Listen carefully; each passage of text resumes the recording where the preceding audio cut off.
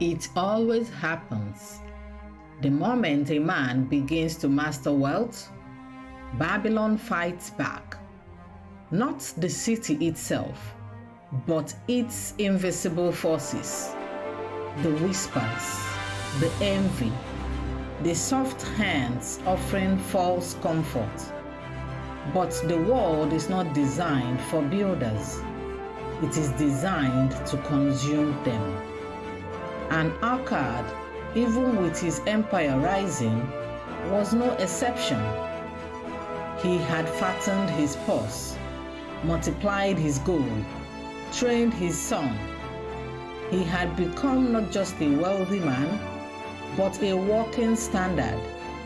And that made him dangerous. Not to the poor, but to the ones who held power through illusion.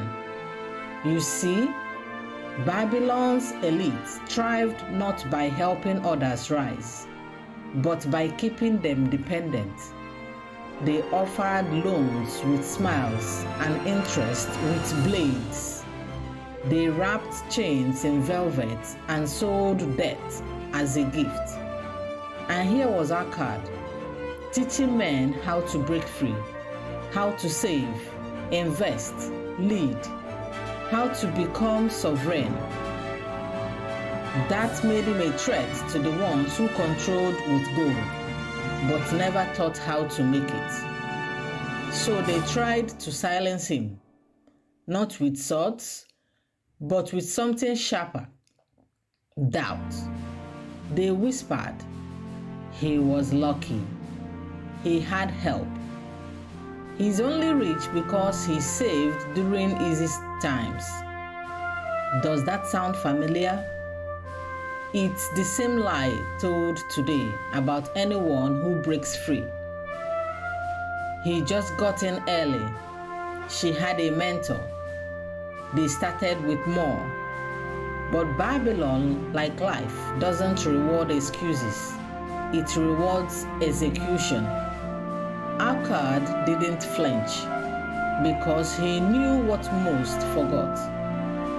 When people attack your results, they are really revealing their regrets.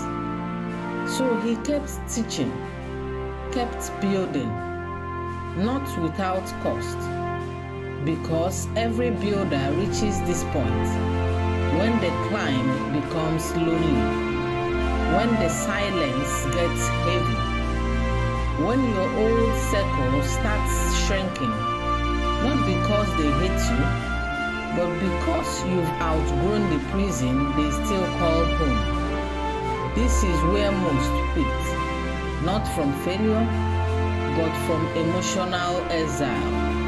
They miss being liked. They miss fitting in. They miss the comfort of being average. But Akkad understood.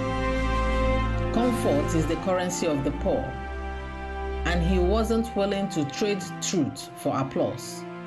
So he doubled down. He turned the whispers into fuel.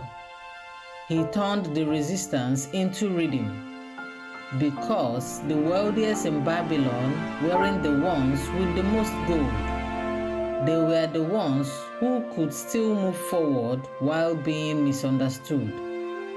Let me speak directly to you now. If you are building, truly building, expect resistance. Not from strangers, from those closest to you. They will say you've changed. They will call you obsessed. They will accuse you of thinking you're better. And you know what? You are. Not better in what, but better in discipline, in vision, in alignment, because you are doing what they are still avoiding, the inner work of transformation. And transformation has a cost, but Akkad paid it. Ford paid it. Carnegie paid it. And the return was empire. There's a scene they never write in most financial books. The one where Akkad walks alone at dusk, wondering if it's worth it.